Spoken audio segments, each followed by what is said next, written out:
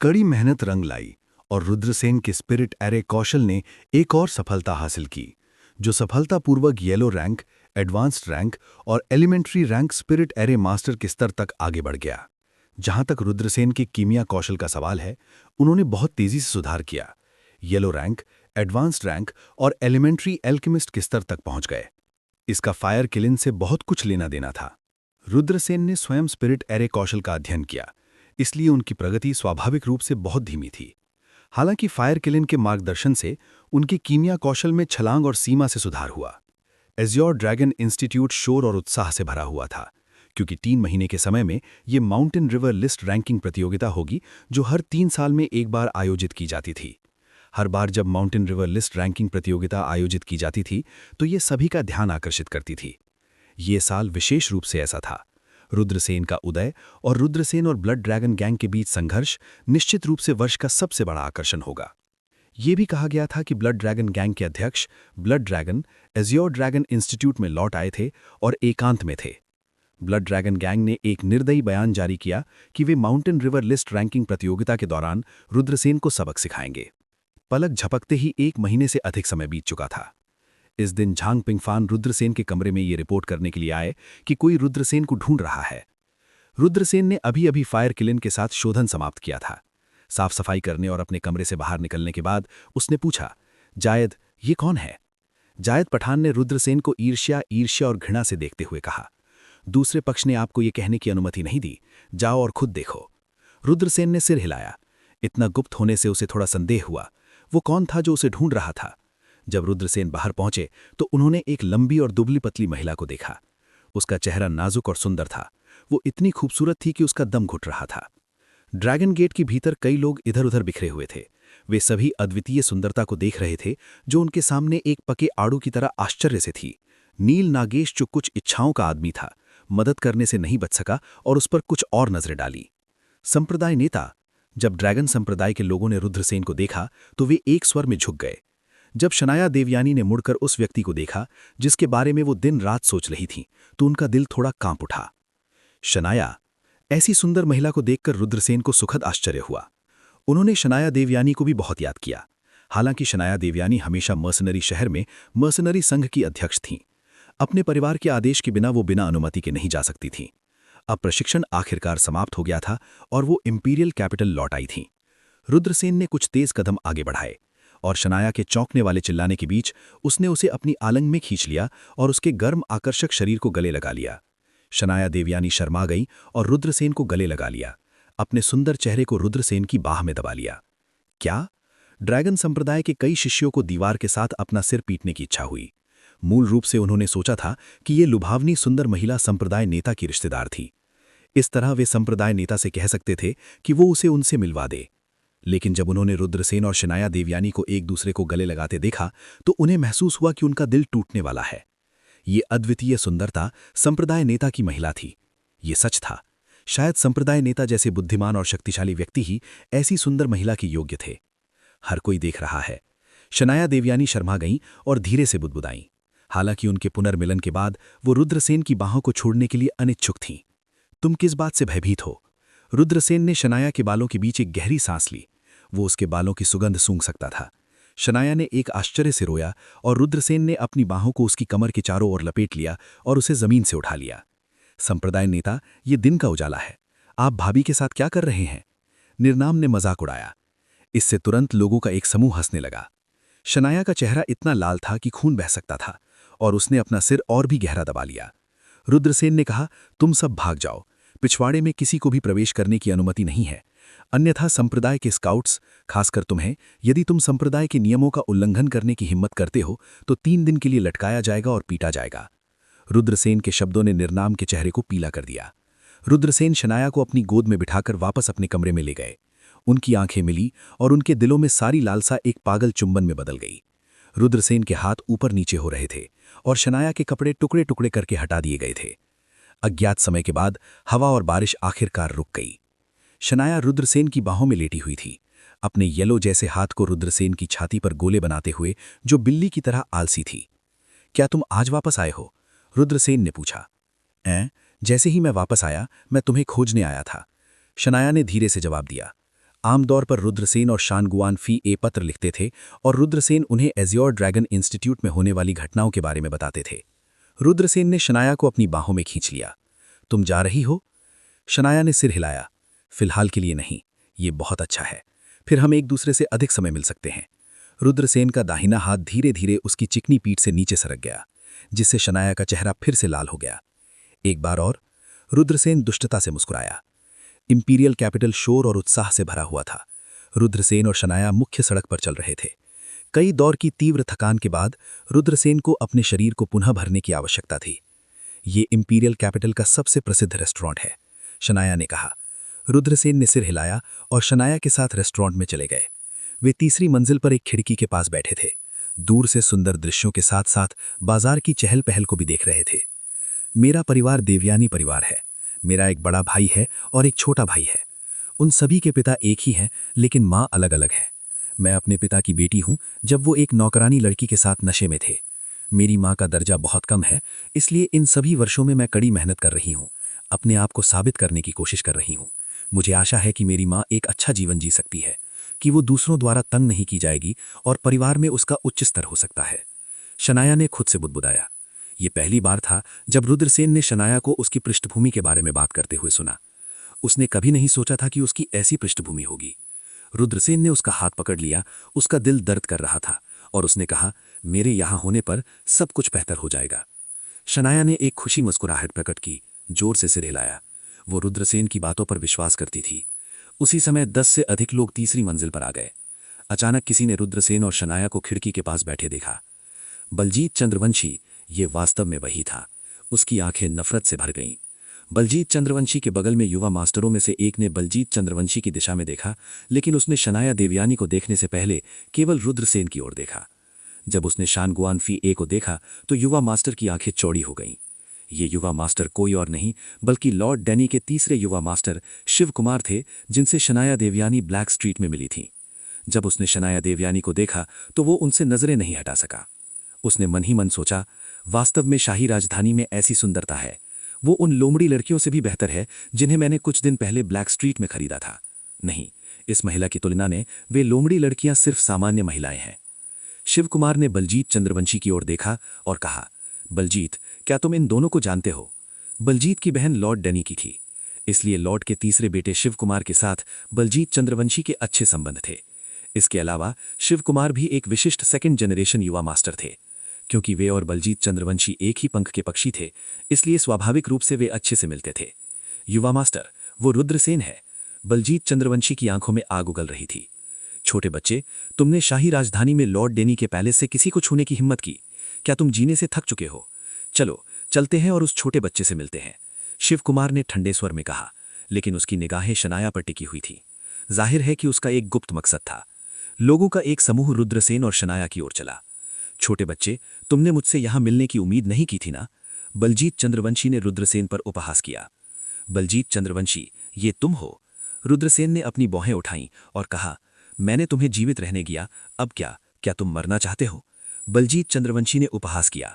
छोटे बच्चे, इतना घमंडी मत बनो, चलो देखते हैं कि आज तुम कैसे मरोगे। उसी समय शिव कुमार बाहर आए और रुद्रसेन पर उपहास किया। छोटे बच्चे, तुमने शाही राजधानी में लॉर्ड डैनी के पैलेस से किसी को छूने की हिम्मत की?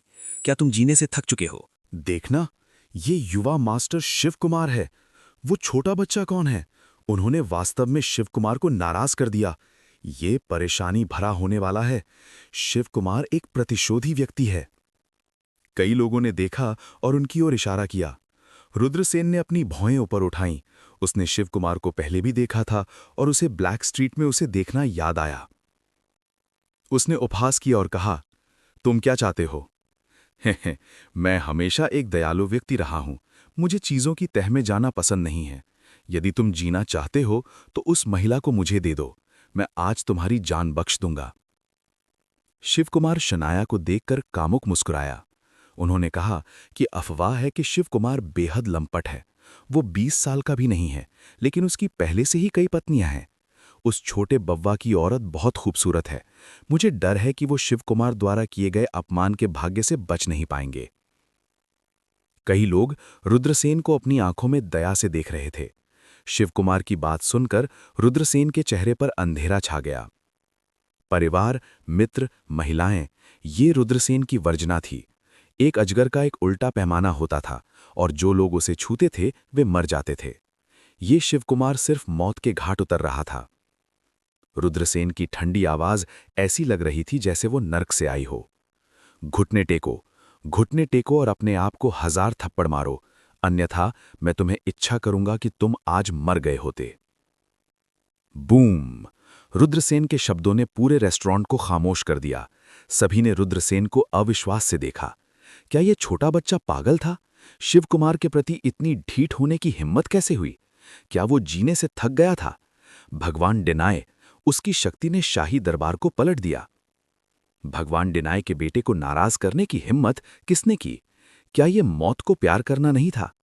हालांकि उनके सामने इस युवक ने वास्तव में ऐसा करने की हिम्मत की। कई लोगों ने सिर हिलाया और आह भरी। उन्हें लगा कि रुद्रसेन अभी भी बहुत छोटा है और नहीं जानता कि कैसे संयम और सहना है। आज उन्हें निश्चित रूप से बड़ा नुकसान होगा। ये सुनकर शिवकुमार गुस्से से फूटने वाले थे। इंपीरियल कैपिटल में वास्तव में ऐसा व्यक्ति था जो उसके प्रति इतना अहंकारी होने की हिम्मत करता है। गुस्सा दिलाना। शिवकुमार को केवल अपने सीने में जलती हुई ज्वाला महसूस हुई। उसकी आंखें बेहद भयावह हो गईं। शिवकुमार को जानने वाले लोग ये जानते थे कि एक बार शिवकुमार का ऐसा भयावह रूप था, इसका मतलब था कि शिवकुमार का इरादा हत्या करने का था। बलजीत चंद्रवंशी ने आग में घी डालते हुए कहा, युवा मास्टर, ये बच्चा आपको अपनी आंखों में बिल्कुल नहीं डालता। यदि वो आपको अपनी आंखों में नहीं डालता, इसका मतलब है कि वो लॉर्ड डेनी को अपनी आंखों में नहीं डालता। शिवकुमार को बलजीत चंद्रवंशी ने उकसाया और वो और भी क्रोधित हो गया। उसने अपना हाथ लहराया और ठंडे स्वर में आदेश दिया, मेरे लिए इस बच्चे को पकड़ो। आज मैं उसे बताऊंगा कि मुझे ठेस पहुंचाने के परिणाम कितने दयनीय हैं। हाँ, युवा मास्टर। तुरंत 2 गार्ड बाहर चले गए। ये दोनों गार्ड राजसी चाल से चले। उनकी आभा एक तेज तलवार में संघनित हो गई थी। 10वें स्तर के मार्शल मास्टर? कई लोगों ने कहा। ये दोनों विशेषज्ञ 10वें स्तर के मार्शल मास्टर दायरे में थे। वे निश्चित रूप से विशेषज्ञ थे। रुद्रसेन? शनाया देवयानी का सुंदर चेहरा थोड़ा पीला पड़ गया। वो बहुत चिंतित थी। प्रतिद्वंदी की शक्ति वास्तव में बहुत मजबूत थी। शनाया देवयानी और रुद्रसेन ने एक दूसरे को 1 साल से ज्यादा समय नहीं देखा था। अब वो रुद्रसेन की खेती के बारे में ज्यादा नहीं जानती थी। चिंता मत करो, डरो मत। रुद्रसेन ने थोड़ा मुस्कुराया। बच्चे, मर जाओ। दोनों गार्ड्स के चेहरे पर एक भयानक मुस्कान थी। एक बाएं से और एक दाएं से वे रुद्रसेन की ओर अपनी मुट्ठी लहराते हुए रुद्रसेन की ओर बढ़े। वो बच्चा खत्म हो गया। कई दर्शकों ने कहा, 10वें स्तर के मार्शल मास्टर के 2 विशेषज्ञ एक 17-18 साल के युवक से निपट रहे हैं। क्या ये एक साधारण मामला था? कई लोगों की राय में रुद्रसेन को निपटने के लिए एक व्यक्ति ही काफी था। अगर वे दोनों एक साथ आक्रमण करते हैं तो ये प्रतिभा की बर्बादी होगी। हालांकि उनके आक्रमण के सामने रुद्रसेन भी उठे नहीं। क्या वो बच्चा मूर्खतापूर्ण डरा हुआ है? वो बिल्कुल भी नहीं हिल रहा। कई लोगों ने सिर हिलाया और रुद्रसेन को दया भरी आंखों से देखा। उन्होंने अनुमान लगाया कि शायद रुद्रसेन को अब शिवकुमार को नाराज करने का पछतावा हो रहा है, लेकिन जाहिर है अफसोस के लिए कोई दवा नहीं है। जैसे ही दोनों 10वें celestial stage martial masters Rudrasen के शरीर पर मुक्का मारने वाले थे, रुद्रसेन ने अपना दाहिना हाथ उठाया और मेज पर थप्पड़ मारा। कप में चाय हिल गई थी। रुद्रसेन ने अपनी उंगली को हल्के से झटका। चाय की 2 बूंदें 2 तेज तलवारों की तरह उड़ गईं। फुफ फुफ। 2 शवों को छेदने की आवाज सुनी जा सकती थी। सभी ने देखा कि रुद्रसेन पर आक्रमण करने वाले दोनों कल्टिवेटर्स की छाती छेद दी गई थी। पानी की 2 बूंदें। ऐसा लग रहा था मानो वे 2 तलवारों में बदल गए हों। आह! एक अतुलनीय रूप से शोकपूर्ण चीख सुनाई दी। दोनों गार्ड पीछे की ओर फिलक कर गिर पड़े। वे निष्क्रिय होने से पहले कई बार हिंसक रूप से हिले। ये ज्ञात नहीं था कि वे मर गए थे या बेहोश। इतना शक्तिशाली? आसपास के सभी लोग हैरान थे। एक 17-18 साल का युवक वास्तव में मार्शल मास्टर की परत के 2 विशेषज्ञों को इतनी आसानी से हरा दिया। ये वास्तव में अविश्वसनीय था। आप सब लोग हमला करो। अपने दोनों अधीनस्थों को पराजित देखकर शिवकुमार का चेहरा और भी उदास हो गया। वो ठंडे स्वर में चिल्लाया और बाकी लोग तुरंत रुद्रसेन की ओर झपट पड़े। तुम मृत्यु से जीवन को नहीं जानते।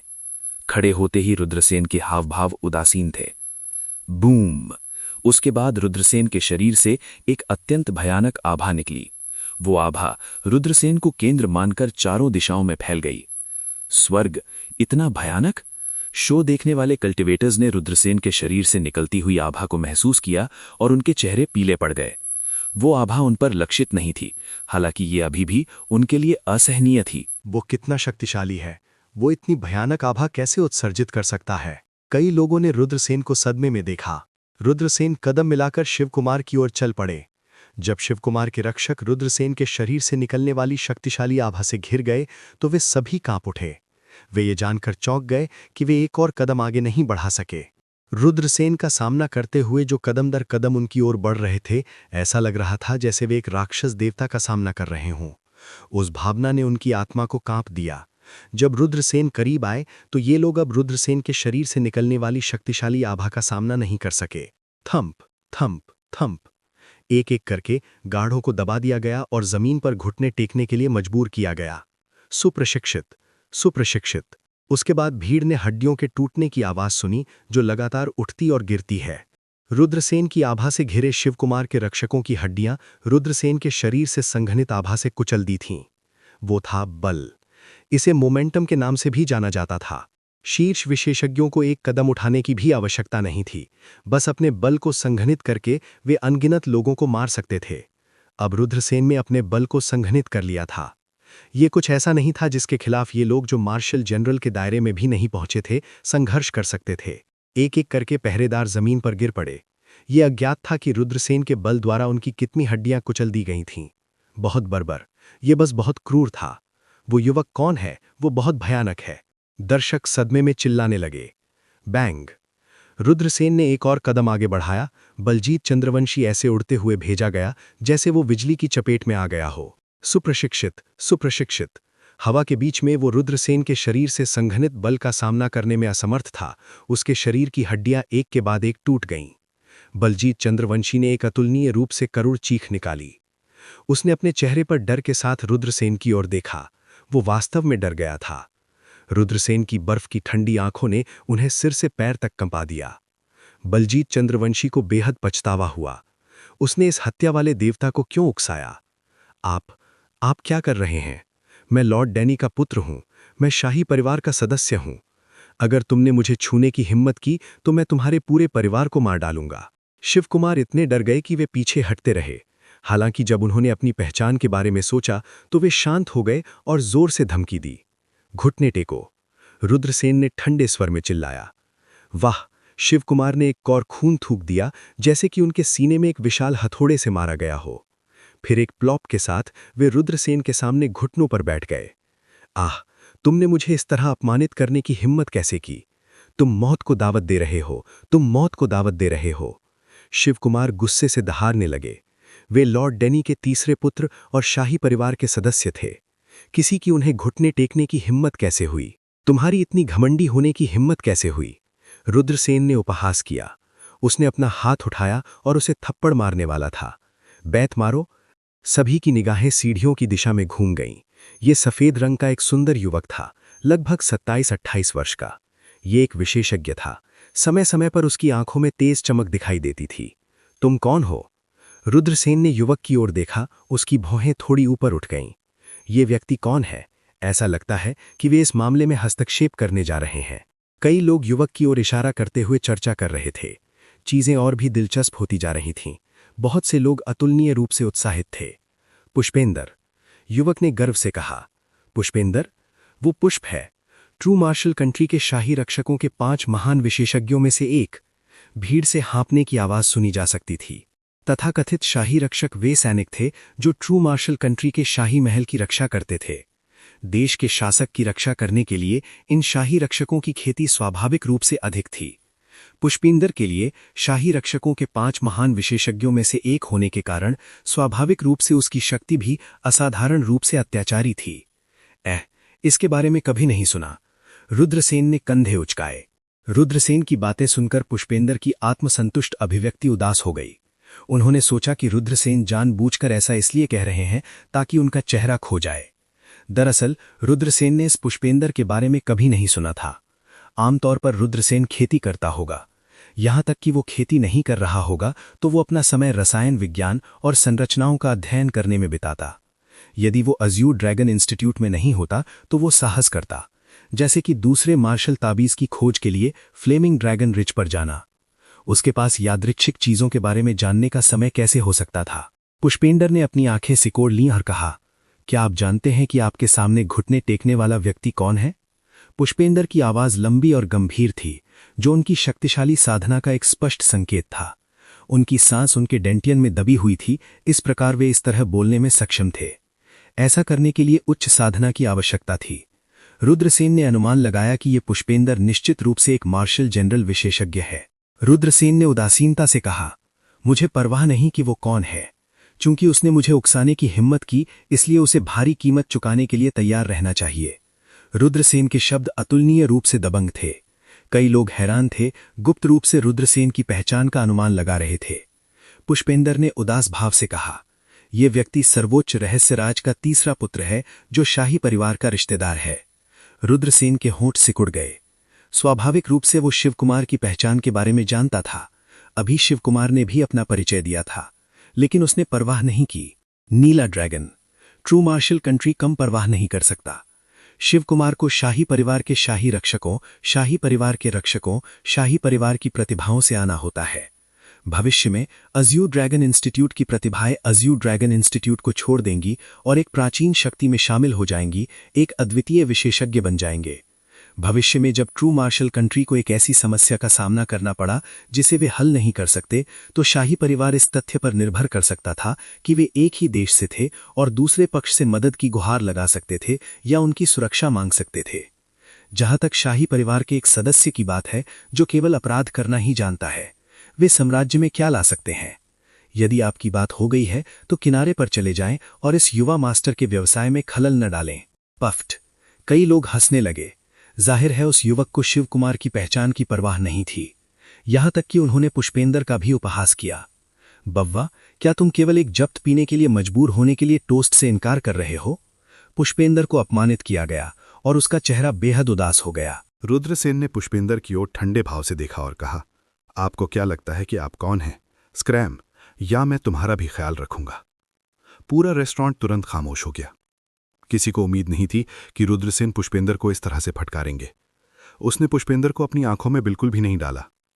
पुष्पेंद्र शाही रक्षकों के 5 महान विशेषज्ञों में से एक था। ये एक श्रद्धेय जनरल स्तर का पावर हाउस था। इस बव्वा ने पुष्पेंद्र के प्रति इतना असभ्य होने की हिम्मत कैसे की? क्या वो नहीं जानता था कि पुष्पेंद्र कितना भयानक था? वो बस मौत को दावत देना था। हालांकि रुद्रसेन की ताकत चौंकाने वाली थी, लेकिन रुद्रसेन केवल 17 या 18 साल के थे। वो कितना भी मजबूत क्यों ना हो, वो पुष्पेंद्र से अधिक मजबूत कैसे हो सकता था, जो लंबे समय से प्रसिद्ध था? जाहिर है किसी ने भी रुद्रसेन के बारे में बहुत नहीं सोचा था। अच्छा। पुष्पेंद्र को इतना गुस्सा आया कि वो हंसा। बच्चे, तुमने मेरे सामने इतना घमंडी होने की हिम्मत की। मैं देखना चाहता हूं कि क्या आपके पास योग्यता है। जैसे ही उसने बोलना समाप्त किया, पुष्पेंद्र सीढ़ियों से नीचे उतर गया। रुद्रसेन ने पुष्पेंद्र की ओर ठंडे स्वर में देखा। इससे आपका कोई लेना देना नहीं है, लेकिन आपने हस्तक्षेप करने पर जोर दिया। मैंने तुमसे कहा था कि हाथापाई करो। तुमने हाथापाई नहीं की। तुम वास्तव में एक बेवकूफ हो। चूंकि ऐसा है, इसलिए शिवकुमार की तरह मेरे सामने घुटने टीक दो और अपनी गलतियों को स्वीकार करने के लिए झुक जाओ। पुष्पेंद्र की ओर कदम बढ़ाते हुए रुद्रसेन के हावभाव उदासीन थे। वर्चस्व, कितना दबंग। सभी ने रुद्रसेन को सदमे में देखा। पुष्पेंद्र जैसे विशेषज्ञ का सामना करते हुए वो अभी भी इतना आत्मविश्वस्त था। क्या ऐसा हो सकता है कि उसके पास वास्तव में पुष्पेंद्र को हराने की ताकत थी? बव्वा, तुम मौत को डेट कर रहे हो। पुष्पेंद्र गुस्से में दहाड़ने लगे और सीधे मैड ड्रैगन फिस्ट टेक्निक का इस्तेमाल किया। उन्होंने लगातार 36 बार मुक्का मारा। दहाड़। पुष्पेंद्र के पीछे ट्रू की का एक विशाल अजदर स्पष्ट रूप से संघनित हो रहा था। शुद्ध की से बना वो विशाल अजदर दहाड़ रहा था और घातक इरादे से रुद्रसेन की ओर बढ़ रहा था। मार्शल जनरल चौथी स्वर्गीय परत, ताकत के 125 ड्रैगन। जैसे ही पुष्पेंद्र ने अपनी चाल चली, रुद्रसेन कमोबेश पुष्पेंद्र की ताकत को समझ गए। ये पुष्पेंद्र वास्तव में बहुत मजबूत था। हालांकि रुद्रसेन का सामना करते हुए वो अभी भी एक बड़े अंतर से कमी कर रहा था, चाहे वो ताकत के मामले में हो या गुप्त तकनीकों के संदर्भ में हो या भौतिक शरीर के संदर्भ में हो। उनकी तुलना रुद्रसेन से करने का कोई तरीका नहीं था। पुष्पेंद्र के हमले का सामना करते हुए रुद्रसेन के हावभाव उदासीन थे। उन्होंने महान स्वर्ग को ढकने वाले हाथ का इस्तेमाल किया। बम। पुष्पेंद्र ने जिस असली की ड्रैगन को संघनित किया था वो सीधे तितर-बितर हो गया। इसके बाद रुद्रसेन और पुष्पेंद्र की टक्कर हुई। एक चाल, बस एक चाल। पुष्पेंद्र अब और नहीं टिक सका। वाह! ध्वनि के साथ उसने एक कौर खून उगल दिया। रुद्रसेन से टकराने वाला हाथ सीधे टूट गया था। इसके बाद रुद्रसेन की हथेली पुष्पेंद्र के शरीर पर गिरी। पुष्पेंद्र और शिवकुमार ने रुद्रसेन के सामने कंधे से कंधा मिलाकर घुटने टेक दिए। स्वर्ग, ये कैसे संभव है? क्या मैं चीजें देख रहा हूं? मैंने सुना है कि पुष्पेंद्र की खेती मार्शल जनरल की चौथी स्वर्गीय परत पर है। वो एक चाल में कैसे पराजित हो सकता है? वो युवा कौन है? उसने पुष्पेंद्र को एक ही चाल में खून की उल्टी की हद तक पीटा। बहुत शक्तिशाली, वास्तव में बहुत शक्तिशाली है। वे बिल्कुल भी समान स्तर पर नहीं है। शिवकुमार ने इस बार किसी ऐसे व्यक्ति को उकसाया है जिसे वो उकसाना बिल्कुल भी नहीं सकते हैं। शनाया देवयानी को भी विश्वास नहीं हो रहा था कि उनके सामने क्या हो रहा है। वो जानती थीं कि रुद्रसेन की प्रतिभा अद्भुत है, लेकिन उन्हें बिल्कुल विश्वास नहीं हो रहा था कि रुद्रसेन एक साल से अधिक समय में एक ही चाल में चौथे स्वर्गीय मार्शल जनरल को हरा सकते हैं। रुद्रसेन अब कितना भयानक था, ये सोचकर कि रुद्रसेन उनका आदमी था। शनाया देवयानी के खूबसूरत चेहरे पर अचानक एक आकर्षक मुस्कान आ गई। दहाड़, दहाड़। जमीन पर घुटने टेके बैठे पुष्पेंद्र ने अपने गले से जानवर जैसी दहाड़ निकाली। रुद्रसेन की ओर देखते हुए उनकी आंखें नाराजगी से भरी हुई थीं। वो पुष्पेंद्र था जो शाही सेना के 5 मास्टरों में से एक था। वो भविष्य में इंपीरियल आर्मी के कमांडर का पद संभालने वाले 5 सबसे ज्यादा होनहार उम्मीदवारों में से एक था। लेकिन अब वो एक चाल में पराजित हो गया था। इसके अलावा वो जमीन पर घुटने टेक रहा था। पुष्पेंद्र जानता था कि उसका भविष्य खत्म हो गया था। साम्राज्य उसे जैसे व्यक्ति को जो दूसरों के सामने घुटने टेक रहा हो, इंपीरियल आर्मी का कमांडर का पद संभालने कैसे दे सकता था? ये सब उसके सामने इस व्यक्ति की वजह से था। यही था जिसने उसके भविष्य को नष्ट कर दिया था। अगर लग सकता मार सकता, तो पुष्पेंद्र की नाराजगी भरी निगाहों से रुद्रसेन पहले ही टुकड़े टुकड़े हो चुका था। आपको लगता है कि आप मुझे धमकाने के लिए पर्याप्त शक्तिशाली हैं, तो आप इस मामले में हस्तक्षेप करने पर जोर देते हैं, लेकिन मैं आपको बता दूं, ऐसे कई लोग हैं जिन्हें आप नाराज नहीं कर सकते हैं। रुद्रसेन ने पुष्पेंद्र की ओर उदासीनता से देखा। ये व्यक्ति स्पष्ट रूप से शिवकुमार जैसी ही जनजाति का सियार था। रुद्रसेन ने सुना कि सर्वोच्च ज्वैन राजा 8वें राजकुमार के समर्थक थे और पुष्पेंद्र शिवकुमार की मदद कर रहे थे। इसलिए उन्हें मूल रूप से यकीन था कि ये व्यक्ति भी 8वें राजकुमार के लोगों में से एक था। रुद्रसेन के मन में इस 8वें राजकुमार के बारे में अच्छा प्रभाव नहीं था। इसके समर्थन से ब्लड ड्रैगन गैंग ने अज्योर ड्रैगन संस्थान में कानून तोड़ा। इससे आकाश क्रोधित हो गया और लोग नाराज हो गए। रुद्रसेन को यह भी शक था कि 8वां राजकुमार शैतान पथ से संबंधित था, क्योंकि मनोज मोहन और 8वें राजकुमार की दोस्ती बहुत गहरी थी। ये मनोज मोहन अज्योर ड्रैगन संस्थान में शैतान पथ जासूस था। पिछले कुछ वर्षों में 8वें राजकुमार का अधिकार दिन प्रतिदिन बढ़ता जा रहा था। कई बार ऐसा इसलिए था क्योंकि मानवीय दाव शक्तियों ने जैनवू देश में अराजकता फैलाई थी। 8वें राजकुमार ने अराजकता को शांत करने में योगदान दिया था, इसलिए उन्हें एक उपाधि से सम्मानित किया गया था। रुद्रसेन को शक था कि 8वें राजकुमार ने किसी शैतान पथ विशेषज्ञ के साथ गठबंधन किया था, अनगिनत नागरिकों के जीवन की अवहेलना की थी और निर्दोष लोगों का अंधाधुंध संहार करने के लिए शैतान पथ विशेषज्ञ के साथ मिलीभगत की थी। फिर जब 8वां राजकुमार विद्रोह को दबाने के लिए गया, तो ये वास्तव में शैतान पथ विशेषज्ञ के साथ एक खेल था और अंत में ये एक बड़ी योग्यता थी। हालांकि वे जैनवू देश के शाही परिवार के मामलों में बहुत दिलचस्पी नहीं रखते थे, लेकिन उन्हें उनमें बहुत दिलचस्पी नहीं थी। लेकिन रुद्रसेन को 8वां राजकुमार वास्तव में बिल्कुल पसंद नहीं था। इसके अलावा रुद्रसेन के ब्लड ड्रैगन गैंग के साथ संबंध खराब थे। ये स्पष्ट था कि उन्होंने पहले ही 8वें राजकुमार के साथ अपना रिश्ता तोड़ लिया था। यद्यपि रुद्रसेन 8वें राजकुमार पर ध्यान देने के लिए बहुत आलसी थे, लेकिन 8वां राजकुमार जरूरी नहीं था कि ऐसा ही सोचता हो सकता है कि वो पहले ही रुद्रसेन को दुश्मन मानता हो। बव्वा, बेहतर होगा कि तुम मुझे अब जाने दो, अन्यथा मैं तुम्हें खून में भुगतान करूंगा। पुष्पेंद्र की आंखें भयानक थीं। बगल में शिवकुमार भी नफरत से दहाड़ रहे थे। मुझे जाने दो, या मैं सुनिश्चित करूंगा कि तुम बिना कब्रिस्तान के मरोगे। रुद्रसेन के चेहरे पर एक ठंडा हत्या का इरादा दिखाई दिया। मेरे हाथों में पड़ने के बाद भी आप इतने अहंकारी होने की हिम्मत करते हैं। मैं देखना चाहता हूं कि क्या आपके पास एक सख्त मुंह या सख्त हड्डी है। जैसे ही उन्होंने बोलना समाप्त किया, रुद्रसेन ने अपना दाहिना हाथ बढ़ाया और धीरे से काट दिया। Swish swish swish. जैन की से संघनित तलवार की गोली चली, सीधे शिवकुमार और पुष्पेंद्र की ओर गिरी। पुत पुत पुत, एक के बाद एक फटने की आवाज सुनाई दे रही थी। रुद्रसेन ने अपनी तलवार की को छोड़कर शिवकुमार और पुष्पेंद्र के शरीर पर घाव छोड़ दिए। पलक झपटते ही उनके शरीर पर सैकड़ों घाव दिखाई देने लगे। ऐसा लग रहा था जैसे उन्हें टुकड़े टुकड़े किया जा रहा हो। आह! दोनों ने पीड़ा की तीखी चीखें निकालीं। मुझे बख्श दो, मुझे बख्श दो। शिवकुमार अब और नहीं रह सका और जोर से दया की भीख मांगने लगा। मैं गलत था, रुको, जल्दी रुको। जल्द ही पुष्पिंदर अब और नहीं रह सका और चिल्लाता रहा। हालांकि रुद्रसेन बिल्कुल भी नहीं रुके। शिवकुमार ने वास्तव में अपनी महिला शनाया देवयानी का लालच करने की हिम्मत की। वह मरने के लायक था। पुष्पिंदर अहंकारी और निर्दयी था। वह अत्याचारी की मदद कर रहा था। वह मरने के लायक था। पू पू पू फटने की आवाजें लगातार सुनाई दे रही थीं। शिवकुमार और पुष्पेंद्र के शरीर पर मांस टुकड़े टुकड़े करके काटा जा रहा था। इस दृश्य को देखकर कई लोगों को लगा कि उनकी खोपड़ी सुन्न हो गई है। क्या वास्तव में शिवकुमार और पुष्पेंद्र के क्षत विक्षत होने जा रहे हैं? भगवान, यह शिवकुमार आमतौर पर अहंकारी और निरंकुश है, लेकिन उसने वास्तव में आज लोहे की थाली लात मारी है। उसे उम्मीद नहीं थी कि वह युवा मास्टर इतना शक्तिशाली होगा, है ना? इसके अलावा यह आदमी वास्तव में उस युवा मास्टर की महिला पर अपना हाथ रखना चाहता है। यह स्पष्ट है कि वह उस युवा मास्टर को पूरी तरह से क्रोधित कर चुका है। आसपास के कई लोग चर्चा कर रहे थे। अपने सामने खूनी दृश्य देखकर वे सभी बहुत उत्साहित थे। शिवकुमार मूल रूप से एक बिगड़ैल बव्वा थे, जो लोगों के दिलों से नफरत करते थे। उसकी दयनीय स्थिति को देखकर कई लोग उसके दुर्भाग्य पर गर्व कर रहे थे। रुकें! ठीक उसी समय एक ठंडी आवाज सुनाई दी। एक महिला बिना किसी को देखे ऊपर से नीचे आ गई थी। उसने रुद्रसेन की ओर ठंडे भाव से देखा। रुद्रसेन ने उदासीनता से कहा, आप कौन हैं? मेरे स्वामी, घूंघट वाली महिला ने ठंडे स्वर में कहा। यह मालविका है। यह मालविका सरल नहीं है। मैंने सुना है कि उसकी पहचान बहुत रहस्यमयी है। हर दिन कई अधिकारी और रईस यहां आते हैं। अगर मालविका सिर्फ एक रेस्टोरेंट की मालिक है, तो उसके इतने सारे अधिकारियों और रईसों के साथ अच्छे संबंध कैसे हो सकते हैं? उन्होंने कहा, अफवाह है कि मालविका 8वें राजकुमार की महिला है। बाहर वह 8वें राजकुमार को कुछ मजबूत काश्तकारों या महत्वपूर्ण अधिकारियों पर जीत हासिल करने में मदद कर रही है। आह, ऐसी कोई बात है?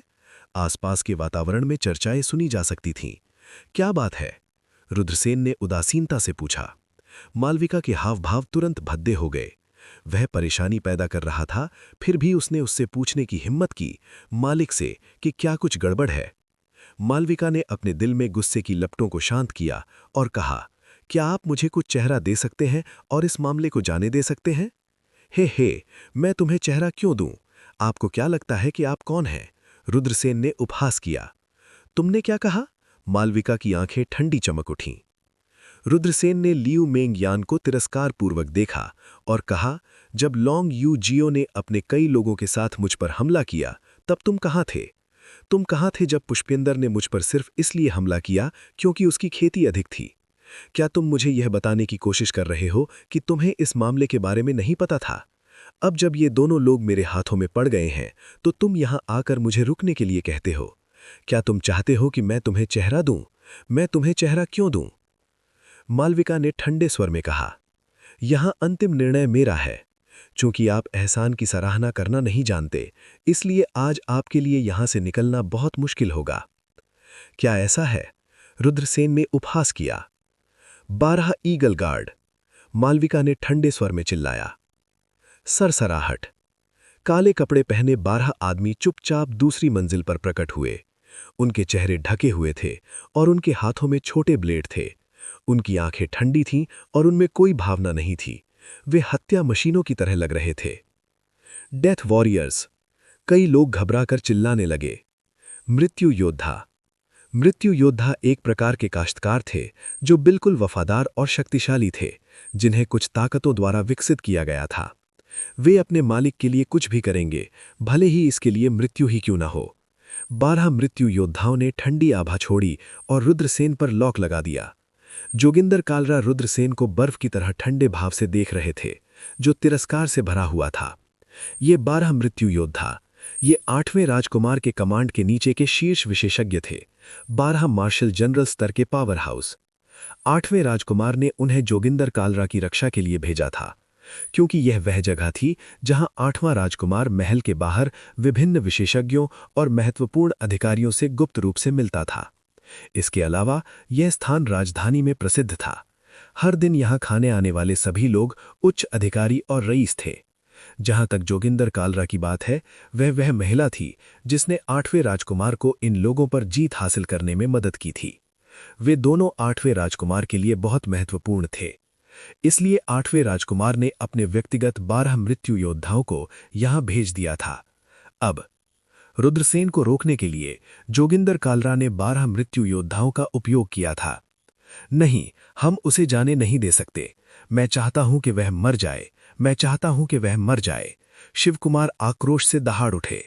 उसे मार डालो, उसे टुकड़े टुकड़े कर दो। पुष्पेंद्र भी नाराजगी से चिल्लाया। इन दोनों लोगों को रुद्रसेन ने अपनी बुद्धि से डरा दिया था। रुद्रसेन ने उन्हें टुकड़े टुकड़े कर दिया था। वे लगभग मौत से डर गए थे। लेकिन अब जबकि जोगिंदर कालरा ने अपनी चाल चल दी थी, तो शिवकुमार और पुष्पेंद्र फिर से आश्वस्त हो गए थे। वे नियमित ग्राहक थे और यहां आने से पहले एक दूसरे से चर्चा की थी। स्वाभाविक रूप से वे जानते थे कि 12 मृत्यु योद्धा कितने भयानक थे। अब जोगिंदर कालरा ने 12 मृत्यु योद्धाओं का उपयोग किया था। शिवकुमार और पुष्पेंद्र की राय में रुद्रसेन की मृत्यु निश्चित थी। जोगिंदर कालरा की आंखें हत्या के इरादे से चमक उठीं, लेकिन उन्होंने तुरंत इसे रोक लिया।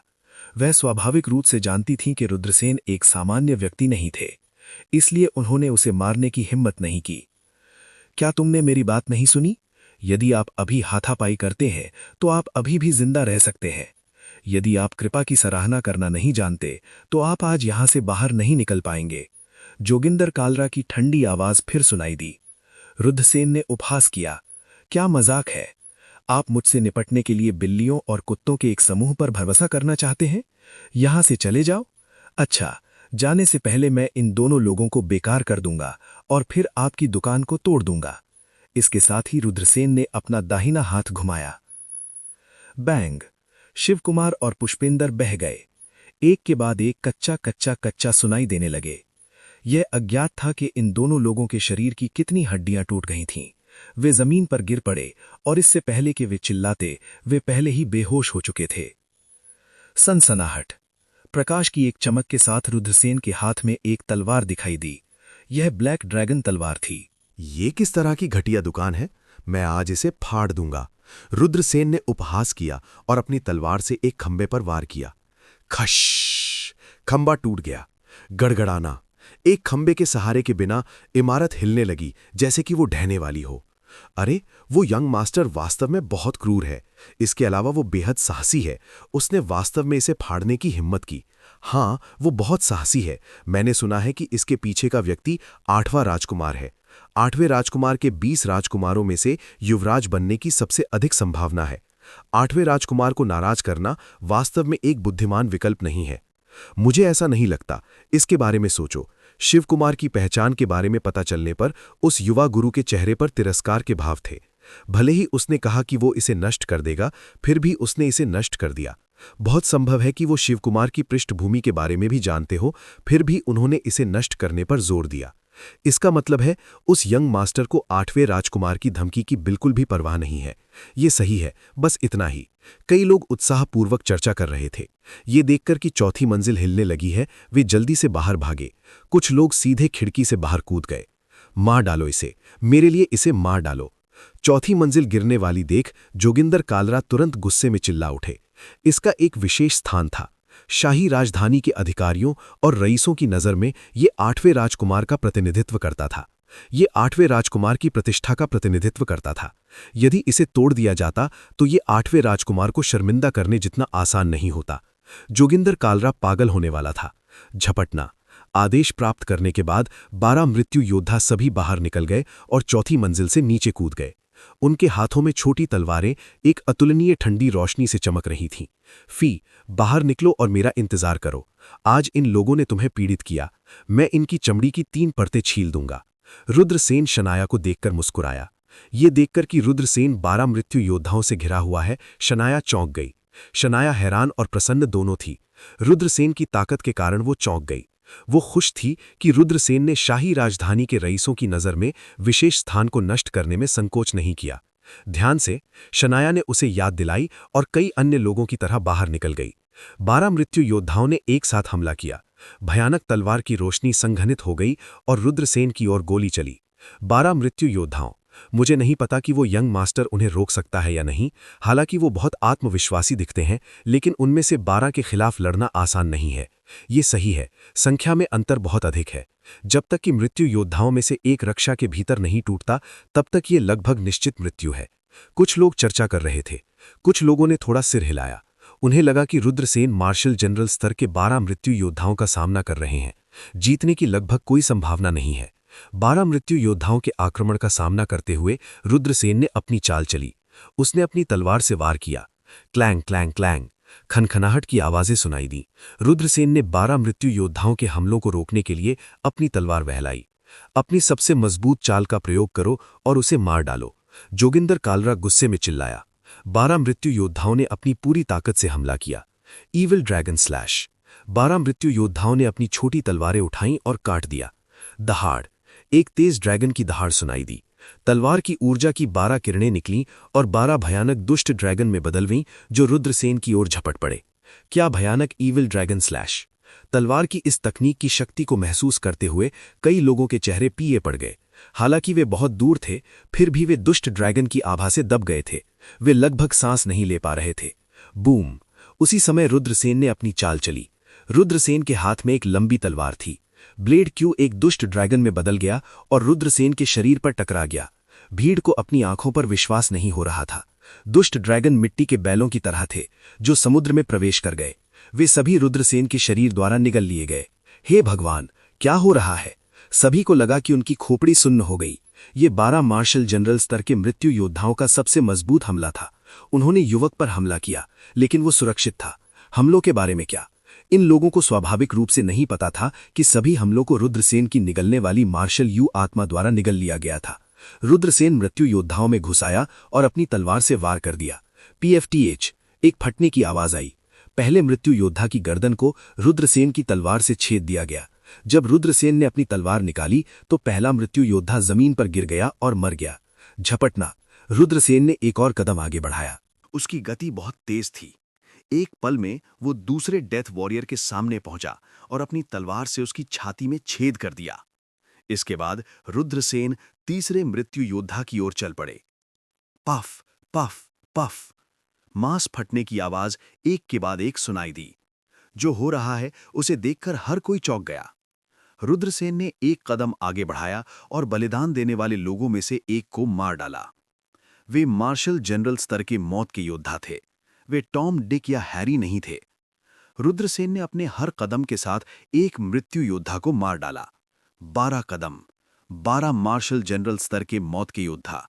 उन सभी को रुद्रसेन ने मार डाला था। आप जोगिंदर कालरा ने रुद्रसेन को डरावनी दृष्टि से देखा। वो इतनी डरी हुई थी कि उसका शरीर कांप रहा था। हुश। रुद्रसेन को उड़ते हुए भेजा गया। उसके सुनहरे पंख खुले हुए थे। वो हवा में तैरता रहा और हाथ की मोहरों की एक श्रृंखला बनाई। दहाड़। गर्जना ने आकाश और पृथ्वी को हिला दिया। 100 मीटर लंबा क्योंकुई बनाया गया। इसकी क्रूर आभा फैल गई। असंख्य लोगों ने भयानक जानवर को डरावनी दृष्टि से देखा। वे इतने डर गए कि कांपने लगे। क्योंकुई ने अपने विशाल पंजे लहराए और उन्हें पटक दिया। बूम। जमीन ढहने लगी। उन्होंने उसी दिशा में देखा। विशेष रूप से जिनके पास शक्ति और प्रभाव था, उनके दिल अतुलनीय रूप से सदमे में थे। वे गिर गए थे। किसी ने शाही राजधानी में 8वें राजकुमार को अपमानित करने की हिम्मत की थी। बहुत से लोगों को इस पर विश्वास नहीं हो रहा था। क्या शाही राजधानी बदलने जा रही है? शाही राजधानी में कई प्रभावशाली लोगों ने बड़बड़ाया। बूम। खंडहरों के बीच एक चौंकाने वाली आभा फैल गई। फिर प्रकाश की एक किरण खंडहरों के माध्यम से टूट गई। ये काले वस्त्र में एक आदमी था। वो जोगिंदर कालरा को बाहर ले आया। मिस्टर इन, उसे मार डालो। जोगिंदर कालरा के बाल अस्त व्यस्त थे। पहले के उच्च और शक्तिशाली जोगिंदर कालरा की तुलना में वो पूरी तरह से अलग व्यक्ति की तरह लग रही थी। जिस आदमी ने जोगिंदर कालरा को मिस्टर इन कहा था, उसने सिर हिलाया और कहा, उसने महामहिम को नष्ट कर दिया। वो मरने का हकदार है। उसने जोगिंदर कालरा को नीचे रख दिया। जल्दी करो, जाओ और उसे बचाओ। जोगिंदर कालरा ने उदासीन भाव से आदेश दिया। शिव कुमार और पुष्पेंद्र अभी भी खंडहर में दबे हुए थे। तो क्या हुआ अगर उनमें से बाकी मर गए? लेकिन वे दो लोग सरल नहीं थे, वे यहां नहीं मर सकते थे। फरहान ने रुद्रसेन की तरफ ठंडे अंदाज से देखा। तुम कौन हो? आप इसे नष्ट करने की हिम्मत कैसे कर सकते हो? तो क्या हुआ अगर ये नष्ट हो गया? रुद्रसेन ने ठंडे स्वर में कहा। इसे नष्ट करो, केवल मौत इंतजार कर रही है। फरहान ने ठंडे स्वर में मुस्कुराते हुए कहा। क्या वो फरहान है? ऐसा कहा जाता है कि वो 8वें राजकुमार का सबसे मजबूत साधक है।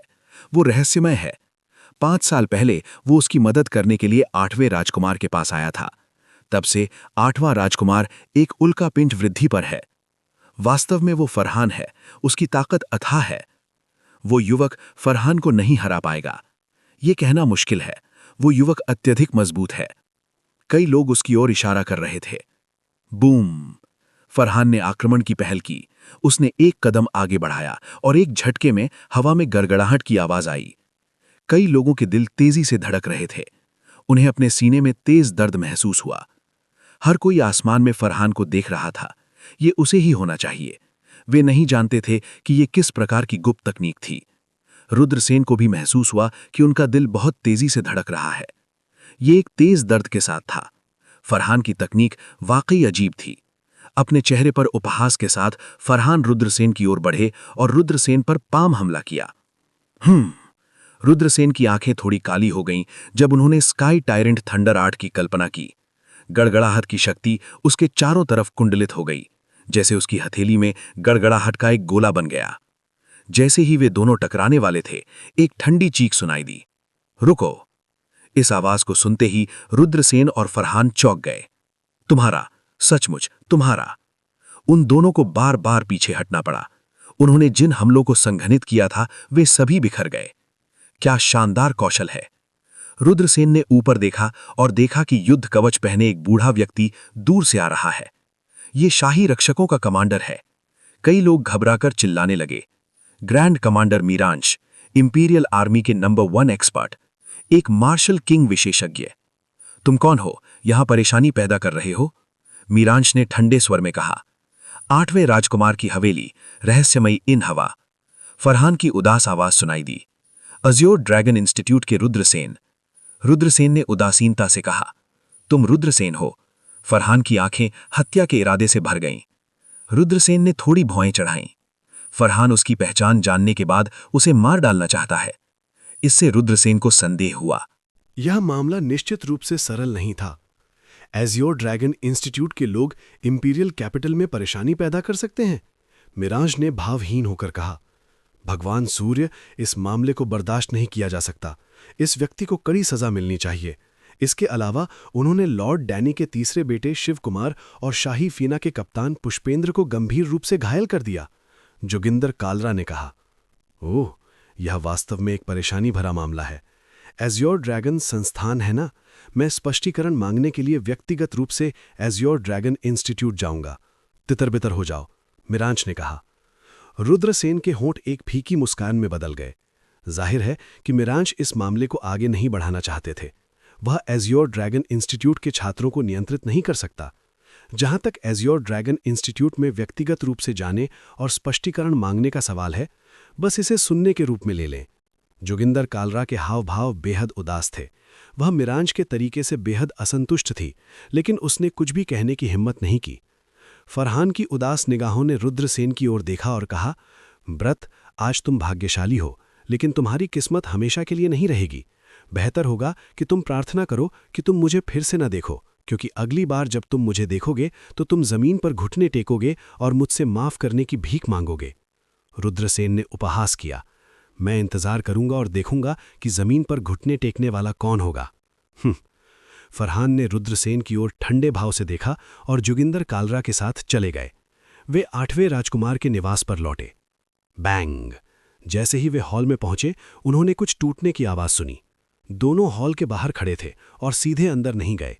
हॉल शांत होने के बाद उन्होंने एक तेज आवाज सुनी, अंदर आओ। हाँ, फरहान और जोगिंदर कालरा अंदर चले गए। हॉल में 4 पंजों वाला सुनहरा ड्रैगन बागे पहने एक युवक खड़ा था। वह पतला था और उसकी आंखों में एक उदास नजर थी। यह व्यक्ति 8वां राजकुमार लॉन्ग हाउरी था। महाराज, हम अपने कर्तव्यों में विफल रहे हैं। फरहान और जोगिंदर कालरा ने सिर नीचे कर लिया। रुद्रसेन, या फिर से रुद्रसेन है। मूल रूप से वे जैन वू देश पर हमला करने के लिए बीस्टमैन साम्राज्य पर निर्भर करना चाहते थे, लेकिन अब उन्हें हुआंग तियान फेंग पर निर्भर रहना पड़ा। Huang Tian Feng, old marshal, उसके हाथों में लाखों सैनिक थे। इसके अलावा वह 8वें राजकुमार का समर्थक नहीं था, इसलिए उसे 8वें राजकुमार के पक्ष में कांटे के रूप में माना जाता था। एक राक्षसी विशेषज्ञ की मदद से वे इस लड़ाई का उपयोग हुआंग तियान फेंग जाने के लिए करना चाहते थे, लेकिन रुद्रसेन ने इसे बर्बाद कर दिया था। इस 8वें राजकुमार लॉन्ग हाउरी ने रुद्रसेन को हड्डी तक नफरत की। अब रुद्रसेन बर्बाद हो गया था। यहां तक कि मेरे बड़े भाई को भी इस बचौवे ने मार दिया था। इस बचौवे की खेती को वास्तव में कम नहीं आंका जा सकता, फरहान ने उदास चेहरे के साथ कहा। फरहान को सोल डिवावरर टेम्पल की ओर से 8वें राजकुमार की तरफ से भेजा गया था। उनके बड़े भाई खून से लथपथ वैशी बीस्ट टेमर रुद्रसेन ने मार डाला था। इस बचौवे को मरना होगा। 8वें राजकुमार लॉन्ग हाउरी ने गुस्से में कहा, महाराज, मैं अभी सोल डिवावरर टेम्पल के विशेषज्ञों से संपर्क करूंगा। वे निश्चित रूप से इस बचौवे को राख में बदल देंगे। फरहान ने उदास होकर कहा, अच्छा, हालांकि हमें इसे बिना किसी निशान के पीछे छोड़ना होगा, जिससे दूसरों के लिए यह महसूस करना असंभव हो जाए कि हम अपराधी हैं। यह बच्चा एज़्योर ड्रैगन इंस्टीट्यूट का सदस्य है, और अगर एज़्योर ड्रैगन इंस्टीट्यूट को पता चलता है कि हम अपराधी हैं, तो यह मामला बेहद परेशानी भरा होगा, और यहां तक कि यह राजकुमार भी फंस जाएगा। 8वें राजकुमार लॉन्ग हाउरी ने कहा, महाराज, चिंता मत करो, हमारा सोल डिवावरर टेम्पल हमेशा उचित कार्य करता है।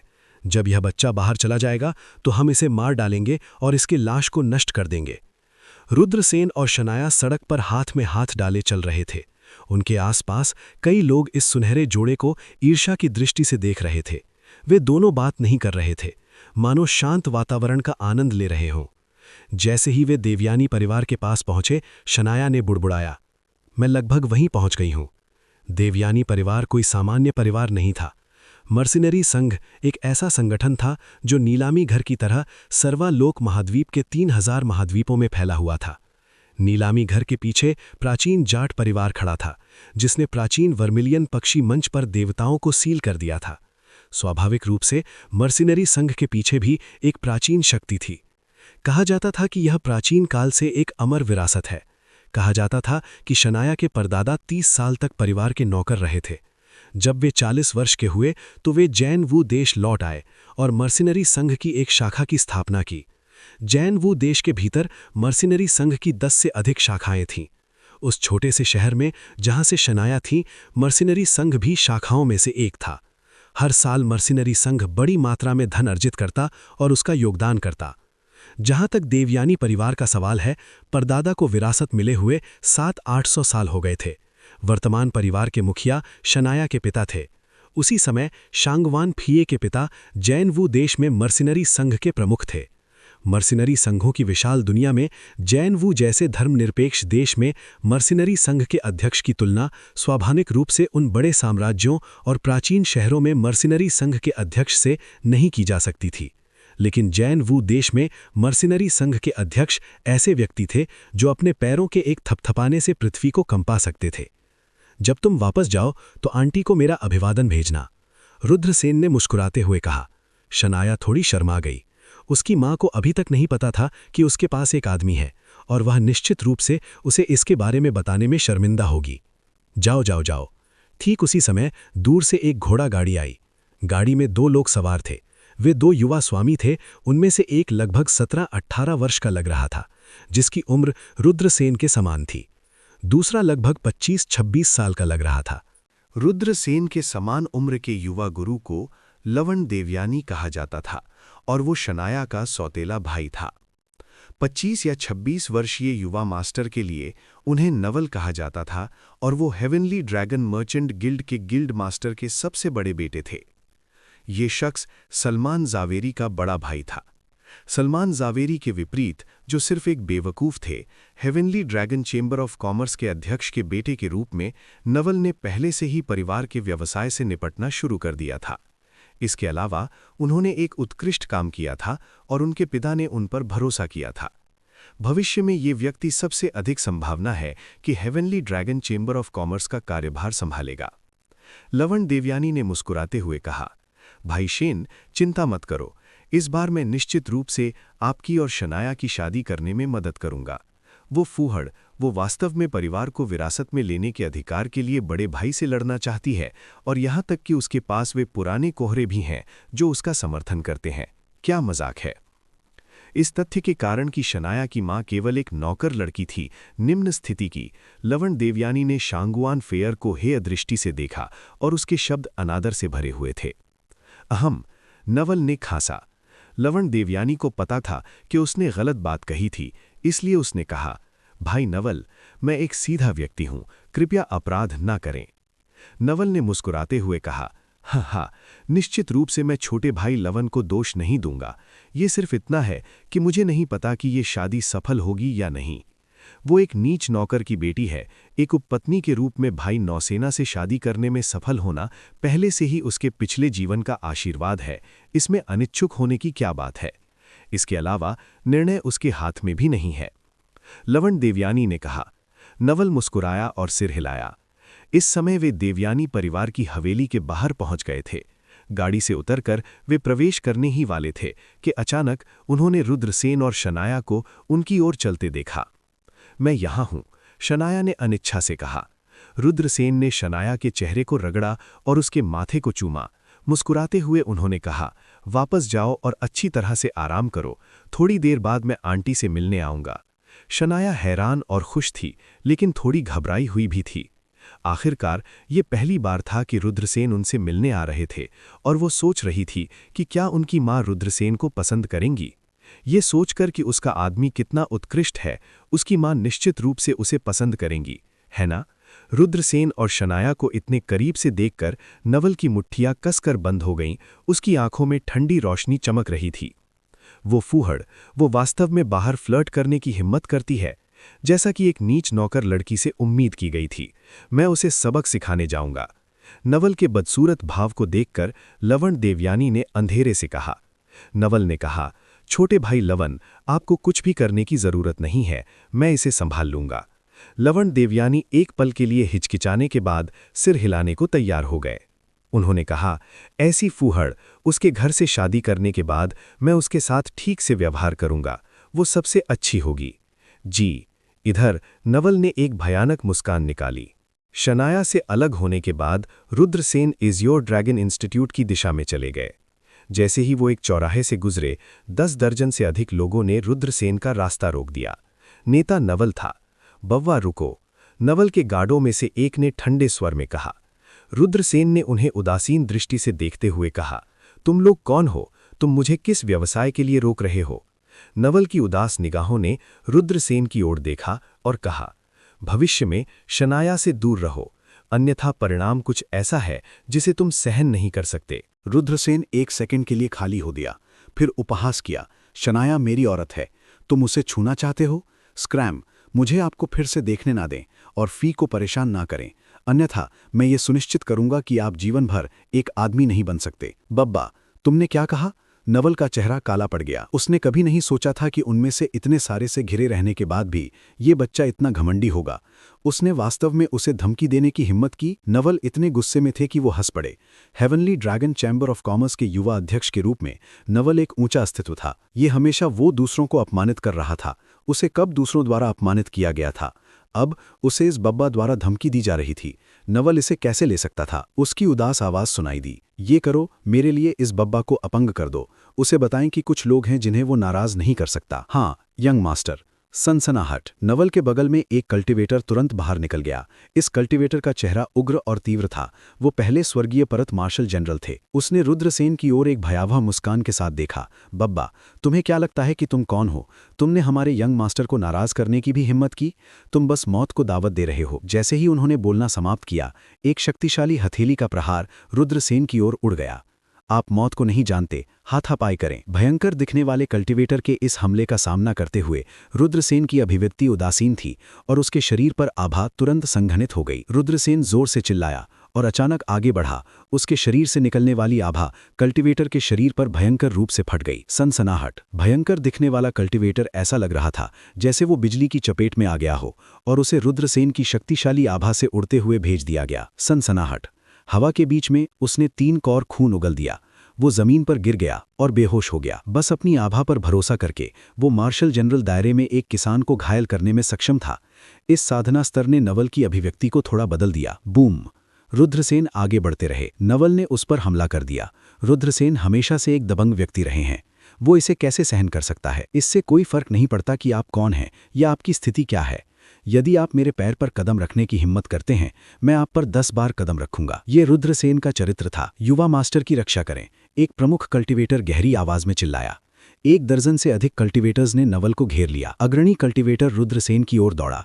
उसने बेशर्मी से मुक्का मारा। ये व्यक्ति एक विशेषज्ञ था। उसकी मुट्ठी गड़गड़ाहट की तरह थी, भयंकर और दबंग थी। बैंग। कल्टीवेटर और रुद्रसेन जबरदस्त तरीके से टकरा गए। Thump thump thump. वे दोनों मदद करने से नहीं रुक सके और 3 कदम पीछे हट गए। रुद्रसेन ने अपनी भौहें थोड़ी ऊपर उठाईं। ये व्यक्ति बहुत मजबूत था।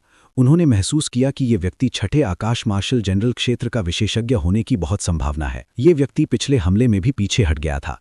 बेशक रुद्रसेन ने भी अपनी पूरी ताकत का इस्तेमाल नहीं किया। नवल को उम्मीद नहीं थी कि रुद्रसेन इतने शक्तिशाली होंगे। उसका चेहरा बेहद उदास था। उसके दिल में ईर्ष्या की आग जबरदस्त जल रही थी। इस दुनिया में जहां मजबूत लोगों का सम्मान किया जाता था, नवल स्वाभाविक रूप से जानता था कि केवल बड़ी ताकत रखने से ही हवा को बुलाया जा सकता है और बारिश को बुलाया जा सकता है। Heavenly dragon chamber of commerce का ही उदाहरण लें। उनके पास पर्याप्त पैसा था, लेकिन फिर भी उन्हें जीवित रहने के लिए दूसरों पर निर्भर रहना पड़ता था। हर साल उन्हें उन प्राचीन परिवारों को श्रद्धांजलि देनी पड़ती थी। ऐसा इसलिए था क्योंकि heavenly dragon chamber of commerce केवल एक चैम्बर ऑफ कॉमर्स था। ये कोई प्राचीन शक्ति नहीं थी। चैम्बर ऑफ कॉमर्स के भीतर इसकी देखरेख करने के लिए कोई टॉप विशेषज्ञ नहीं थे। नवल की खेती की प्रतिभा बहुत अच्छी नहीं थी। वो एक विशेषज्ञ बनने में असमर्थ होने के लिए किस्मत में था। ये देखकर कि रुद्रसेन इतनी कम उम्र में इतने मजबूत थे, उनका दिल अंतहीन ईर्ष्या से भर गया। क्यों? इस बच्चे की प्रतिभा इतनी अद्भुत थी और उनकी प्रतिभा औसत दर्जे की थी। ये सोचकर नवल को लगा कि उसके सीने में ईर्ष्या की आग उसे प्रज्वलित करने वाली है। रुद्रसेन ने अपनी भौहें थोड़ी ऊपर उठाईं। उसे लगा कि ये व्यक्ति कुछ परेशान करने वाला है। ऐसा लग रहा था कि उसे इस व्यक्ति से निपटने के लिए अपनी असली क्षमता दिखानी होगी। आज जो हुआ उसके लिए मैं यंग मास्टर की ओर से माफी मांगता हूं, गार्डों के नेता ने अचानक कहा। नवल का चेहरा अचानक बदसूरत हो गया। उसे उम्मीद नहीं थी कि गार्ड कमांडर माफी मांगने की पहल करेगा। नवल को पता था कि गार्ड कमांडर कितना शक्तिशाली है। क्या ऐसा हो सकता है कि इस बवा की ताकत इतने स्तर तक पहुंच गई हो, यहां तक कि गार्ड कमांडर को भी माफी मांगनी पड़ी? इसे फिर से मत करना, वरना। रुद्रसेन के चेहरे पर हत्या का एक तेज इरादा उभर आया। अगले सेकंड में वो मुड़ा और एजियोर ड्रैगन इंस्टीट्यूट की दिशा में चला गया। भीड़ में गायब हो गया। लानत है, लानत है। आप उस बटोरे से माफी क्यों मांग रहे हैं? यहां तक कि आप भी उसके साथ ही नहीं हैं। नवल गुस्से से दहाड़ने लगा। उसका चेहरा गुस्से में मुड़ गया। मूल रूप से वो रुद्रसेन को धमकी देने और रुद्रसेन को अपमानित करने के लिए आया था, लेकिन अंत में वही था जिसे अपमानित किया गया और उसे अपना गुस्सा निगलना पड़ा। नवल इसे कैसे स्वीकार कर सकता है? गार्ड कमांडर ने न तो दास और न ही दबंग स्वर में कहा, यंग मास्टर, ये बवा सरल नहीं है। अभी अभी उसके द्वारा किए गए हत्या के इरादे ने मुझे अपनी रीढ़ की हड्डी में एक ठंडक महसूस कराई। अगर हम वास्तव में लड़ते हैं तो मुझे चिंता है कि हम वास्तव में उसके हाथों में पड़ जाएंगे। इतना शक्तिशाली? नवल का चेहरा बेहद बदसूरत था। रुद्रसेन के प्रति उसकी ईर्ष्या और बढ़ती ही गई। हाँ, वास्तव में भयानक, गार्ड कमांडर ने कहा। क्या ऐसा हो सकता है कि आप चाहते हैं कि ये यंग मास्टर अपना गुस्सा निगल जाए? ये यंग मास्टर अपने दिल में नफरत को बाहर निकालने के लिए उसे मारना चाहता है। यंग मास्टर, लोगों को मारना कुछ ऐसा नहीं है जिसे हमें खुद करने की जरूरत है। आप कह रहे हैं? नवल ने गार्ड कमांडर की ओर देखा। सर्वालोक महाद्वीप के 3000 महाद्वीपों में एक हत्या संगठन है जो पूरे महाद्वीप में फैला हुआ है, जिसे 9 नीदरलैंड कहा जाता है। ये संगठन केवल पैसा स्वीकार करता है। पारिश्रमिक पर्याप्त है। कोई भी उनकी हत्या करने की हिम्मत करता है। गार्ड कमांडर ने एक भयानक मुस्कान के साथ कहा, यह बहुत अच्छा है। इस यंग मास्टर के पास पैसे की कमी नहीं है, चाहे वो सोने के सिक्के हों या आत्मा के पत्थर। कोई फर्क नहीं पड़ता कि कीमत क्या है। जब तक मैं उस बवा को मार सकता हूं, ये यंग मास्टर भी नहीं होगा। नवल ने ठंडे स्वर में कहा। वह रुद्रसेन की युवावस्था से ईर्ष्या करता था। रुद्रसेन की प्रतिभा से आशंकित था। रुद्रसेन की साधना से ईर्ष्या करता था और शनाया देवयानी के साथ रुद्रसेन के संबंधों से भी बहुत ईर्ष्या करता था। इसलिए रुद्रसेन के प्रति नवल की हत्या का इरादा भड़क उठा था। यंग मास्टर, बस ये मामला मुझ पर छोड़ दें, मैं गारंटी देता हूं कि यंग मास्टर संतुष्ट होंगे, गार्ड कमांडर ने भयानक आवाज में कहा। रुद्रसेन ने नवल के मामले को दिल पर नहीं रखा। बाद के दिनों में रुद्रसेन अभी भी खेती कर रहा था, आध्यात्मिक सरल अरे तकनीक सीख रहा था, दवा को परिष्कृत कर रहा था। जहां तक शिवकुमार और पुष्पेंद्र को पीट पीट कर अधमरा कर देने की बात है, तो बैनर और ढोल की आवाज बंद हो गई। जैसा कि रुद्रसेन को उम्मीद थी, true martial country azure dragon institute के मामलों में हस्तक्षेप नहीं कर सकता था। चूंकि शिवकुमार ने रुद्रसेन को उकसाया था, इसलिए वो केवल हार स्वीकार कर सकता था। देवयानी परिवार। एक कमरे में सफेद कपड़े पहने एक सुंदर आदमी एक पहाड़ी जंगल का चित्र बना रहा था। जंगल में एक बाघ था जो जीवंत और सजीव था। एक तेज गर्जना के साथ जानवरों का झुंड कांपने लगा। तीसरे भाई, आप मेरी टाइगर रोरिंग फॉरेस्ट पेंटिंग के बारे में क्या सोचते हैं? मोहिन देवयानी ने अपनी पेंटिंग सौंपी जिसे उन्होंने अभी बनाया था, लावन देवयानी को। लावन देवयानी को पेंटिंग की सराहना करने का कोई इरादा नहीं था। इसे एक तरफ रखते हुए उन्होंने कहा, बड़े भाई, वे शस्ती महिला वापस आ गई है, क्या आप कम से कम चिंतित नहीं हैं? मोहिन देवयानी ने उदासीनता से कहा, मैं चिंतित क्यों होऊंगा? अरे, क्या आप ये स्वीकार नहीं करते कि शनाया देवयानी स्वाभाविक रूप से प्रबंधन में अच्छी हैं? मर्सनरी टाउन के मर्सनरी संघ में उन्होंने बहुत अच्छा प्रदर्शन किया, कई बुजुर्गों की मान्यता प्राप्त की। तो क्या हुआ, एक महिला क्या कर सकती है? मोहिन देवयानी ने तिरस्कारपूर्वक कहा। कुछ भी हासिल नहीं कर सकते? 3 साल पहले जब big brother wind cloud city के भाड़े के संघ के प्रभारी थे, तो उन्होंने एक बड़े व्यक्ति को नाराज कर दिया, जिससे भाड़े के संघ को नष्ट कर दिया गया। हमारे परिवार को भारी नुकसान हुआ और हमें इस मामले को निपटाने के लिए बड़ी रकम का भुगतान करना पड़ा। तब से पिता बिग ब्रदर की स्थिति को बदलने के इरादे से शनाया देवयानी को तैयार कर रहे हैं। लवन देवयानी ने उदासीनता से कहा। लवन देवयानी का स्वर उदासीन था। 3 साल पहले की बात सोचते हुए मोहन देवयानी की मुट्ठियां कसकर भींच गईं। उनके हाव भाव बेहद उदास थे। उस वर्ष वो वज्र देश के शीर्ष युवा उस्तादों में से एक था, लेकिन जब वो प्रशिक्षण के लिए बाहर था तो उसे किसी से ईर्ष्या हुई और उसने अपने आदमियों को दूसरे पक्ष को पीटने के लिए प्रेरित किया।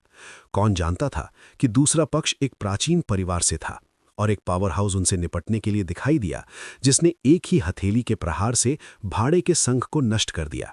उस समय भाड़े के संघ में सैकड़ों लोगों की मौत हो गई थी, लेकिन मोहन देवयानी जीवित रहने में सफल रहे। उस मामले के बाद मोहन देवयानी राजधानी में रईसों के घेरे में उपहास का पात्र बन गए। इससे भी महत्वपूर्ण बात यह है कि देवयानी परिवार के उच्च वर्ग के लोग मोहन देवयानी से बहुत असंतुष्ट थे, जिससे उनके कई अधिकार छीन लिए गए थे। लवन देवयानी, वो साथी, बुरे विचारों से भरा हुआ था।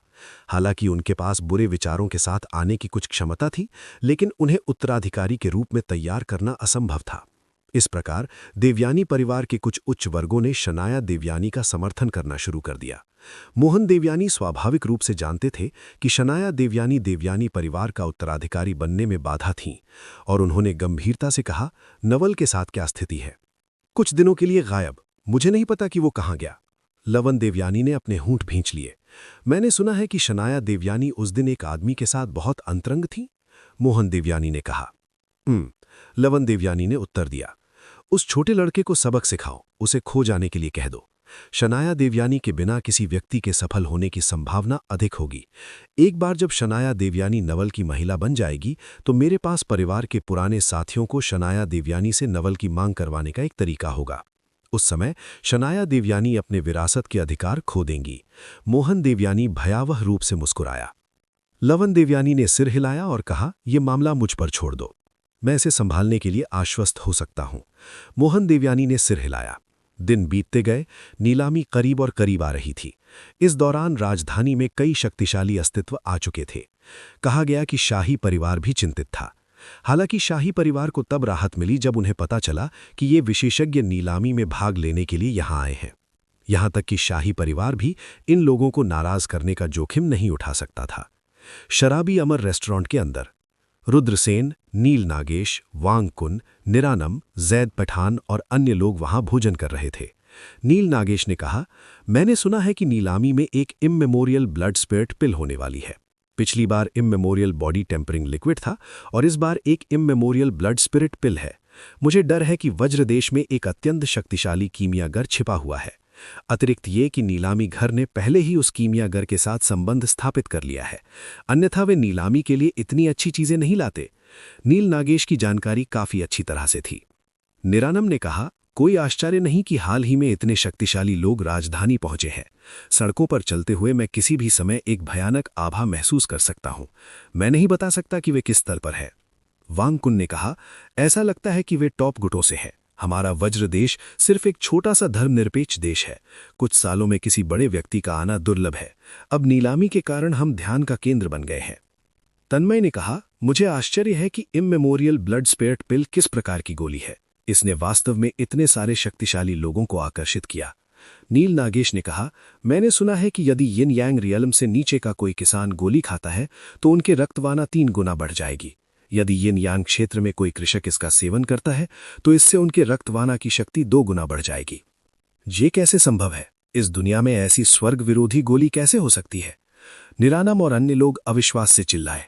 वे स्वाभाविक रूप से जानते थे कि किसी के रक्त को 2 गुना बढ़ाने का मतलब है किसी के रक्तवाना को 3 गुना बढ़ाना। इसका क्या मतलब था? इसका मतलब था कि किसी की शक्ति और प्रतिभा में बहुत वृद्धि होगी। यदि एक कृषक जिसने ब्लड स्पिरिट पिल का सेवन किया अपनी युद्ध शक्ति को 3 गुना बढ़ा सकता है, जबकि एक कृषक जिसने ब्लड स्पिरिट पिल का सेवन नहीं किया अपनी युद्ध शक्ति को केवल 1 बार बढ़ा सकता है। ये 2 राज्यों के बीच का अंतर था। यदि एक राज्य के बीच इतना बड़ा अंतर था तो क्या होगा अगर कोई दर्जनों राज्यों को तोड़ देगा?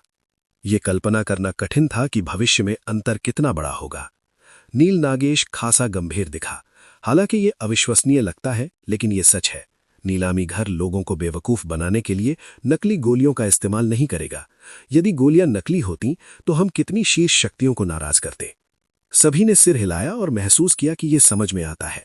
वे मदद करने के बिना थोड़ा ईर्ष्या महसूस कर रहे थे। जाहिर है कि ये उस तरह की गोली थी। उनके लिए ये एक असाधारण इच्छा थी। Thump thump thump thump. इस समय 10 से अधिक लोग दूसरी मंजिल पर आए। लीड में जो शख्स था वो कोई और नहीं बल्कि लवन देवयानी थे। मैंने आखिरकार तुम्हें ढूंढ ही लिया है बच्चे। रुद्रसेन को देखकर लवन देवयानी ने उपहास किया। वो 10 से अधिक लोगों को रुद्रसेन की ओर ले गए। भाई बाहर आओ। लवन देवयानी ने रुद्रसेन की ओर इशारा करते हुए अहंकार से कहा। ये एक हॉर्नेट के घोंसले को पोक करने जैसा था। नील नागेश और अन्य लोग गुस्से में थे। ये पोता कौन है? उसकी इतनी अहंकारी रवैये से संप्रदाय गुरु से बात करने की हिम्मत कैसे हुई? क्या वो जीने से थक गया है? रुद्रसेन ने नील नागेश और अन्य लोगों को हिलने से मना करने का इशारा करते हुए अपना हाथ लहराया। उसने लावण देवयानी की ओर देखा और पूछा, तुम कौन हो? तुम मुझे क्यों ढूंढ रहे हो? लावण देवयानी को अपना परिचय देते हुए सुनकर रुद्रसेन ने अपनी भौहें सिकोड़ लीं। उन्होंने शनाया से इस लावण देवयानी के बारे में पहले सुना था। वो शांगुआन फीएर का सौतेला भाई था, लेकिन उनका रिश्ता भयानक था। लावण देवयानी ने कब से शनाया को अपनी आंखों में डाल लिया था। उसने शनाया को कई बार अपमानित किया था, लेकिन शांगुआन फीएर ने हमेशा अपने भाई बहन के रिश्ते के कारण उसे सहन किया था। तो आप लावण देवयानी हैं, तुम मुझे क्यों ढूंढ रहे हो? रुद्रसेन ने उदासीनता से पूछा। उनके मन में लावण देवयानी के बारे में अच्छा प्रभाव नहीं था और उनके रवैये और दृष्टिकोण को देखकर उनके मन में उनके बारे में अच्छा प्रभाव नहीं था। बव्वा, मैंने तुम्हें बाहर आने के लिए कहा था, क्या तुमने मुझे नहीं सुना?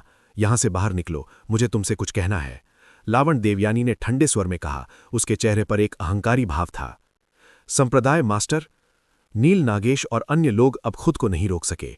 उनके दिलों में रुद्रसेन की स्थिति बहुत ऊंची थी। लावण देवयानी को रुद्रसेन के सामने इतना ढीठ होने की हिम्मत देखकर नील नागेश, वांगकुन, तन्मय, निर्नाम और अन्य लोग क्रोधित हो गए। उसे पीट पीट कर मत मारो, बस उसे पीट पीट कर मार डालो, रुद्रसेन ने निष्क्रिय भाव से कहा। ठीक है। रुद्रसेन के आदेश को सुनकर नील नागेश और अन्य लोग उछल पड़े, लावण देवयानी की ओर बढ़ गए। मौत को डेट करना, उन्हें सबक सिखाओ, लावण देवयानी ठंडे स्वर में चिल्लाया। वो अपने साथ 1 दर्जन से अधिक विशेषज्ञों को लेकर आए थे। जहां तक रुद्रसेन की बात है, उनमें से केवल 7 थे। 6 के मुकाबले 1 दर्जन से अधिक, क्या ये एक आसान मामला नहीं होगा? वे लड़ रहे हैं, कई लोगों ने कहा। ये देखकर कि झगड़ा छिड़ने वाला है, वे शो देखने के लिए इकट्ठे हो गए। क्या वो लावण देवयानी नहीं है? वो शांगवान कबीले का तीसरा राजकुमार है। ये युवा कौन है? वे वास्तव में लावण देवयानी के साथ संघर्ष कर रहे हैं। ये परेशानी भरा होने वाला है। लावण देवयानी जिन लोगों को लेकर आए थे वे सभी एक्सपर्ट थे। उन युवाओं को नुकसान होने वाला है। हालांकि दर्शक जल्द ही 18 या 19 साल की उम्र के 6 युवाओं को लावण देवयानी के आसपास 1 दर्जन से अधिक गार्डों के साथ लड़ते हुए देखकर दंग रह गए। वे युवा बस बहुत क्रूर थे। केवल दर्जन भर राउंड में लावण देवयानी द्वारा लाए गए 1 दर्जन से अधिक विशेषज्ञों को नीचे गिरा दिया गया। एक एक करके वे जमीन पर गिर पड़े और दुख में चिल्लाने लगे। क्या बकवास है! वे किस तरह के लोग हैं? लावण देवयानी जिन लोगों को लेकर आए थे, जिनमें एक मार्शल जनरल भी शामिल था, उन्हें भी पीट पीट कर मार डाला गया था। कई लोग अवाक रह गए। लावण देवयानी आधी मौत से डर गया था। वो मुड़ा और भागना चाहता था, लेकिन नील नागेश ने उसे पकड़ लिया। घुटने टेको। नील नागेश ने लावण देवयानी के पैर पर लात मारी। एक प्लॉप के साथ लावण देवयानी जमीन पर घुटनों के बल बैठ गया। मैं शांगुआन कबीले का युवा स्वामी हूं। क्या आप मेरे साथ इस तरह का व्यवहार करने की हिम्मत करते हैं? आपका अंत अच्छा नहीं होगा। लावण देवयानी के साथ पहले कभी इस तरह का व्यवहार नहीं किया गया था। गुस्से में उसका चेहरा टेढ़ा हो गया था। भाड़ में जाओ। क्या शांगुआन कबीला इतना भयानक है? क्या ये सिर्फ भाड़े के संघ का नेता नहीं है? नील नागेश ने उपहास किया और लावण देवयानी के चेहरे पर थप्पड़ मारा। पा! ये थप्पड़ लावण देवयानी के चेहरे पर भारी पड़ा। एक पल में लावण देवयानी का चेहरा सूज गया। लावण देवयानी ने नील नागेश के थप्पड़ से एक मुंह खून निकाल दिया। खून के साथ कई दांत मिश्रित थे।